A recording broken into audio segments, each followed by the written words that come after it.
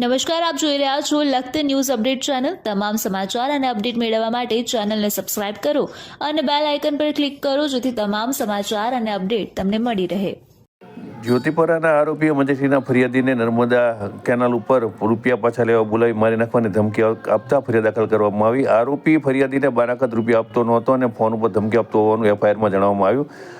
લખતર પોલીસમાં નોંધાયેલ એફઆઈઆરમાંથી મળતી માહિતી મુજબ મજેઠીના અર્જુનભાઈ બચુભાઈ ગુલતર દ્વારા ફરિયાદ દાખલ કરવામાં આવી છે કે અર્જુનભાઈ ગુલતર દ્વારા જ્યોતિપરાના મહેશભાઈ ઈશ્વરભાઈ લોરિયાને વિઠ્ઠલગઢ ગામની સીમમાં આવેલ ખેતરનું બાનાખત કર્યું હોય રૂપિયા આપેલ હતા।